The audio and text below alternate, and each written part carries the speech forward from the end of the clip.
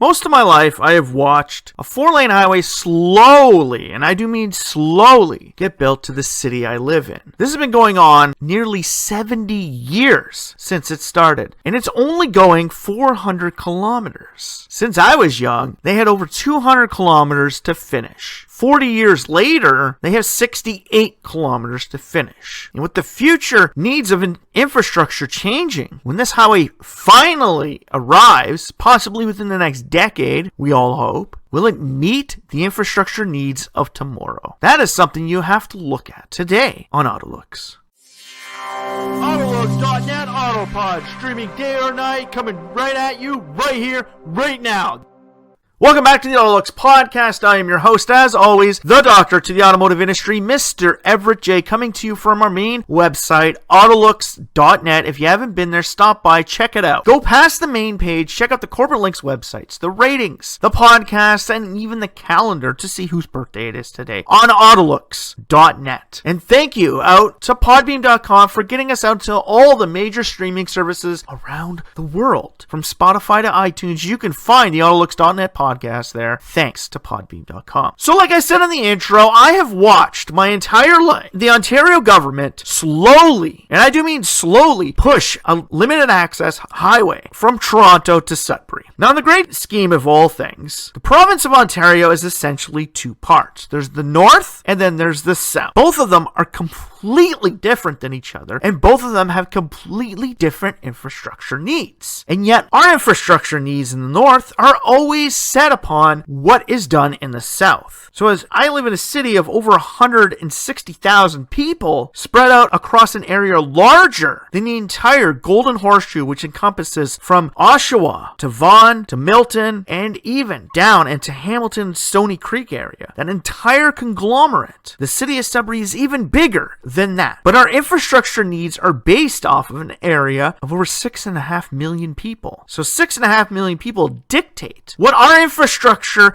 will be like for a city of 160,000 people spread out across a landmass the size of the area that has 6.5 million people. So one thing I've always asked myself is, how do they plan these things? And how do they think out these things? Why do they plan it in major metropolitan areas in the south what our infrastructure needs will be in the north? It doesn't make sense, because the future of infrastructure requirements is changing. We're in a city like Toronto, carpool lanes, which can eventually turn into pod confinement lanes and e-delivery lanes, is not something that is viable when you go north. When we go north, more personal use vehicles will be required. We still require autonomy to move about across greater distances, but within even our major city that's massive on a landmass scale, we still don't have the exact same needs. We don't need the massive lanes to pick up pods to bring them around. We need lanes to bring green delivery vehicles from the inner core to the outskirts, and from the outskirts to deliver in the inner core. And the utilization of two-lane highways built in the 1950s will decrease the exposure of the north, with people looking at it as the future of mobility as the requirement needs of continuous access for the delivery of products. Areas that don't encompass that will be excluded. So a city like North Bay can actually look forward to the future with a near limited access highway all the way from Atoll to accessing Toronto. They will be able to utilize quick access between transportation needs. So the autonomous delivery transports and even autonomous delivery platform transports of the future can be utilized within that transportation infrastructure. But when you move into central cores, that changes. These massive rivers of vehicles moving through cities won't be required, but lanes completely dedicated towards personal use, slow-moving vehicles such as pods, electric chairs, or even bicycles will be required. A 4-lane road will slowly move into 2 lanes for personal use vehicles, buses, and delivery, all of the larger scale that fit 2 people side by side in a compartment case. Whereas next to it, on either side of the road, will be a separate lane for single-use vehicles. We're talking about skinny little pods like the Silence SO1 that could travel along these areas. They can utilize these lanes but bicycles can use the lanes. Next to this will be requirements for parking spaces for the green delivery vehicles to drop off. They are not needed consistently. So with an extra wide sidewalk, you can now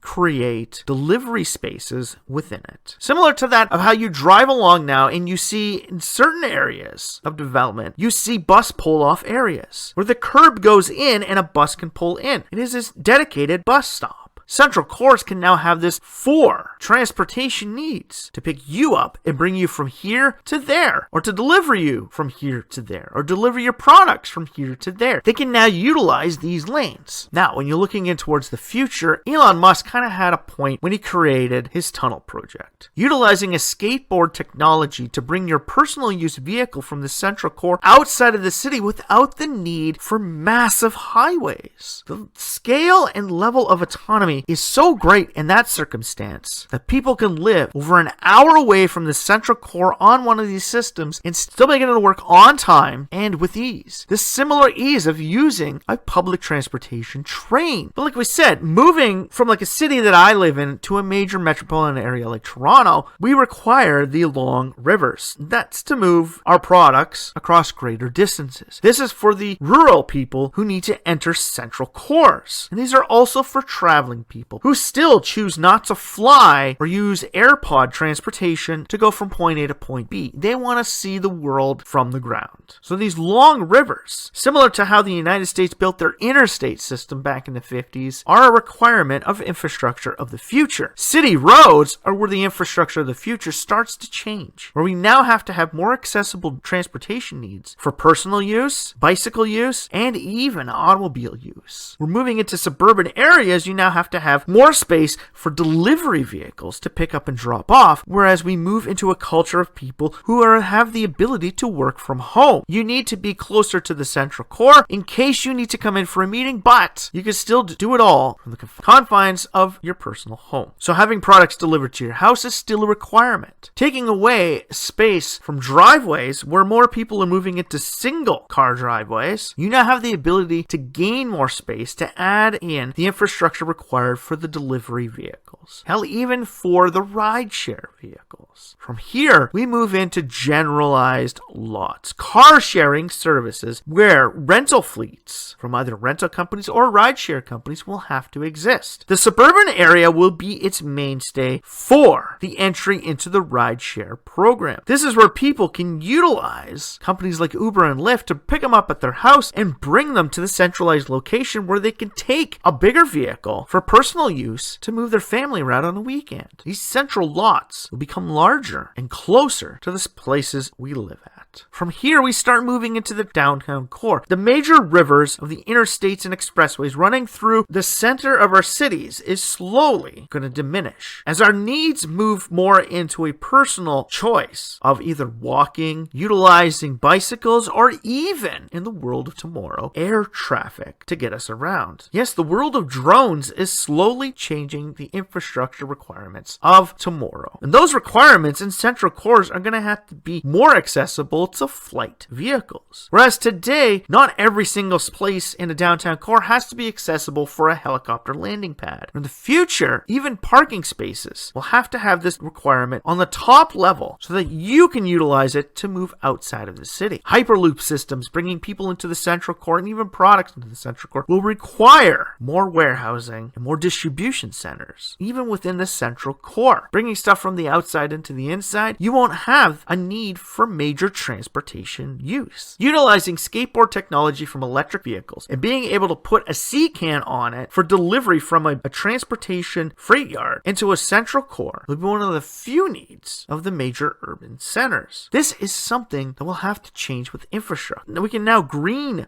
top over some of these major river causeways in central cores, where we no longer need 8-lane roadways in a central core. We now only need 4 lanes. And with those extra lanes, we can now utilize it for more park space, more air traffic deliveries, more green space deliveries, more singular use autonomous vehicles. So yes, the future of infrastructure in a city looks quite different than the world of today. Whereas 40 years ago, when I came into this world, the use of major highways and roadways was it. Sure, we were trying to get more people onto public transportation. Even back then, whereas public transit would have taken more vehicles off the road, our infrastructure still hadn't been fully capitalized on. Where by the mid to late 90s, most major infrastructure that was built between the 50s and into the 80s was now being strained. Now we need to find the infrastructure of tomorrow, where delivery vehicles, on surface and by air and drone technology, will have more of a requirement. Having the ability to drive a pod on a skateboard platform to a specific location in a downtown core and have it hook up to a drone, which brings you out of the central core towards your suburban area. If you're one of the lucky few that's able to afford this, this is where personal use vehicles will still be viable for the urban areas. Whereas suburbanites, our infrastructure needs will only be for lighter single-use vehicles,